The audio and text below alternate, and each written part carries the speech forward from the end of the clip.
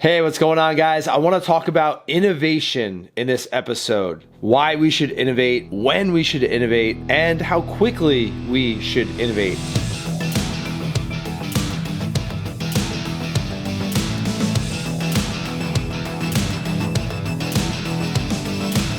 So this came about over the weekend. I had a call with John Cater here, one of our team members at Contractor Dynamics. And John is our video extraordinaire. He does some training for our clients. All of the clients inside of our marketing training program have direct access to John to help them out with their video strategy and equipment and scripting out videos and organizing their content.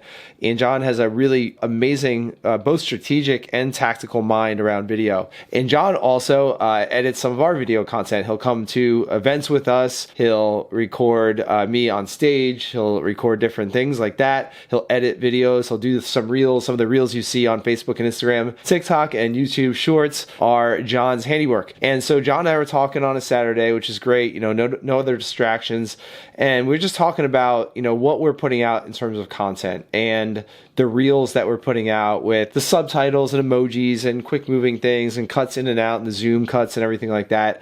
And I think what we're doing is pretty good. We're getting a lot of good feedback from our industry. When we go to events, people, you know, give us good feedback on our content, on my content personally, on, you know, how it's put together, that sort of thing. And certainly on, you know, on the social channels themselves, we get good feedback there. We're growing, you know, slowly but surely on the social channels. It's a grind. It's a process, but we are growing. And I've noticed over the last really couple months, like the last 60 days, that more and more content I'm seeing out there looks similar. And I'm not saying that people are copying us. We're not that big of a deal, right? But you see a lot of people doing similar type of Reels content where they have the, you know, green and yellow subtitles, the emojis and things like that. So I said, John, what can we do next, right? We're not there maybe right now. As I'm recording this, it's August, middle of August 20, what year is it? 2022?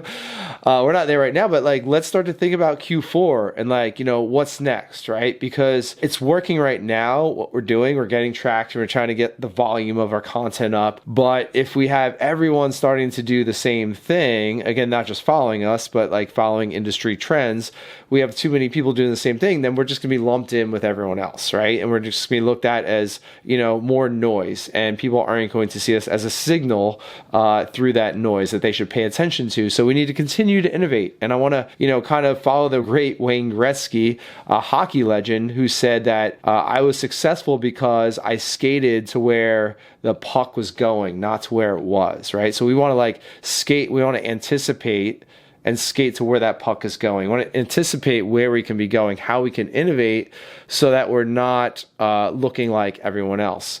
You know, whether you're a marketing training company like us, or you're probably not because there aren't many of us out there, or you're a roofing company, contracting company, other service provider, whatever it is that you are, the last place that we want to be seen as a service business is a, you know, just another insert your industry, right? Just another roofer, just another contractor, just another marketer, right?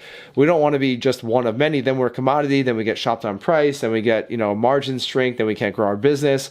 And it's just you know, it's a race to the bottom, right? It's really hard to differentiate, right? And we're good. We know we're good. We know we stand out. We know we provide an excellent service. We're improving every day. And we want our content to stand out too. So I went to John. I said, hey, you know, what can we do different? Like, what's the next thing? What's the next thing? And I'm looking for like this, you know, this new thing that's completely new that no one's ever done before. And I'm trying to think of all these crazy ideas. And John kind of reeled me back in a little bit. And he's a great leader because he did this. And he said, hey, don't try to, you know, we're not going to try to reinvent the wheel. He's like, let's be aware of it and let's like make a couple tweaks. Let's start tweaking a couple things over the next few weeks so that we can just, you know, make it a little bit different. But he's like, you got to understand, everyone's doing this type of content right now, this short form Reels content, and that tells you something, right? It tells you that it's working, right? So we don't want to stop doing what's working. But at the same time, we do want to innovate a little bit, right? We do want to stay ahead of the curve. So we're going to make a few adjustments to our content. We're going to test a few different things out. We're going to have a few different looks in our content. Instead of me sitting here at my desk in the studio, we're going to get out and about more. Today, I went out for a couple hours in town, shot some video content with my boy Evan. We're going to be, you know, putting out some reels. We were at a cool beer garden on the rooftop inside. Like, we had the whole restaurant to ourselves. Really cool. Got some good background backgrounds, everything like that. So that was the whole point of it, right? I don't just want to put out a bunch of content, me sitting at my desk. Like anyone can do that, right? We want to get out and about in town, do some things. I'm traveling next week to a couple states. We'll be getting some content out there, just kind of mixing some things up, right? So we've got to continue to innovate that way, but we don't have to, completely do a 180 on what we're doing now. We're just going to make small little tweaks, and anyone can do this. It doesn't have to be about content, right? You're a roofing company, you're a contracting company. Once you see everyone doing, pretty much the same thing, then you want to see how you can innovate and do things a little bit different. You might, below the surface, your roof inspection, your roof estimate, your design build process might be the same as the other guys, right? But it's a way that we package things up. It's the messaging that we use. It's the presentation that we use. It's the wording that we use to make things a little bit different. I'm not saying you lie, you embellish, you exaggerate, use hyperbole. Those things are unethical, right? Like we want to be truthful, but just the way that we package different things, we talk about different things, we articulate different things. So, if everyone's offering free inspections, if you're a roofing company, for example, that's something that we tell our clients not to do, right? Because everyone's doing that, and you just sound like everyone else. You sound like just any old roofing company. If everyone's starting to offer financing, right? Maybe it's not financing. Maybe it's, hey, you can get a new roof for $189 a month, or we have flexible payment solutions depending on what your situation is, what your desires are, okay? Those are both ways to talk about financing, but you're saying things in a slightly different way. And these are messages that we can put out there and we can test, whether it's on your social media content, your emails, and your sales presentations. Maybe you're running some ads. You can test different things there and see how people respond to them. Solar is a big thing. A lot of roofing companies offering solar these days. Solar is a growing industry in and of itself, right? But you don't just want to go out there and say, hey, we are now offering solar, because everyone else is doing that, especially in those crowded markets, right? Those big markets that we have here in the US. You don't want to just go out there and say that. Don't copy the guy down the street. Don't copy someone else in your industry, because most companies in the construction industry have no clue what they're talking about when it comes to marketing. And pretty much everyone else is just copying everyone, right? So you don't want to copy.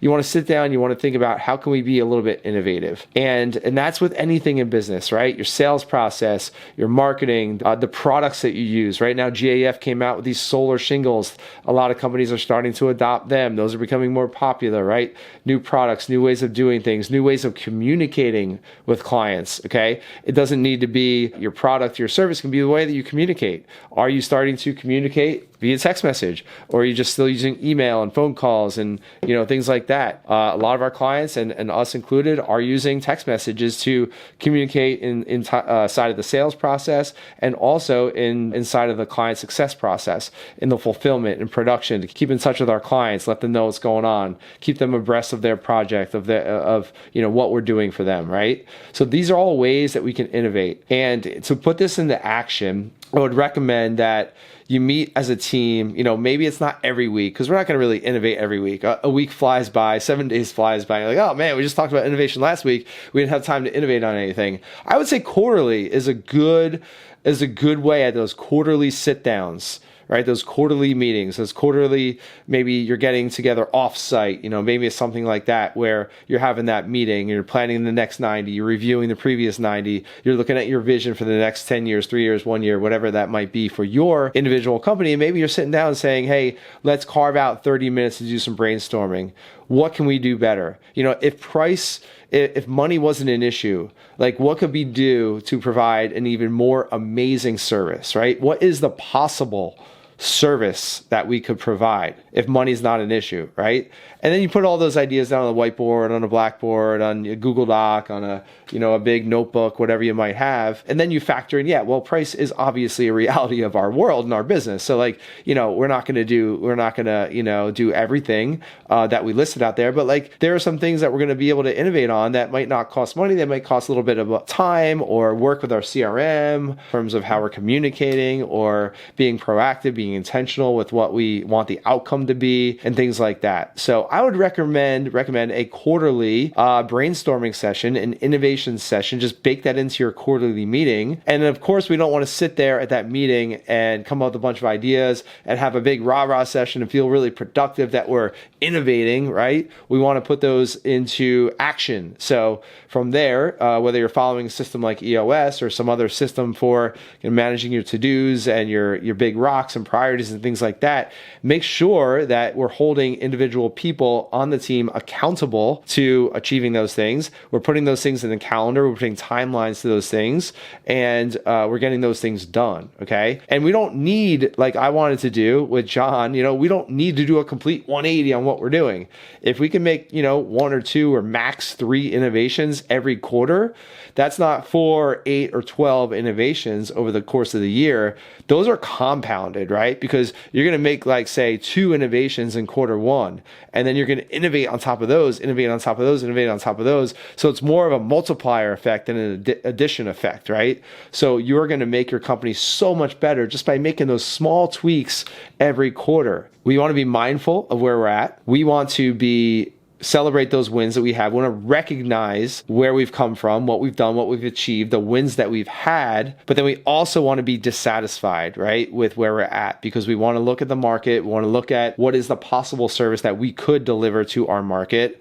And we want to continue to innovate on that. And that is how good companies become great. They continue to innovate. They continue to challenge themselves on what they can put out there, what they can do, what they can achieve, what they can deliver to their market. They're not just comparing themselves to others in their industry. They're looking at what is the possible service, what is the possible product that we can provide, and let's just make small tweaks here and there, baby steps. And so over time, that compound effect of those continual innovations is a company that stands so far apart from the competitors that it's the clear and obvious choice, right? That's where we all want to be as service businesses. Someone comes to Contractor Dynamics, and sometimes it happens.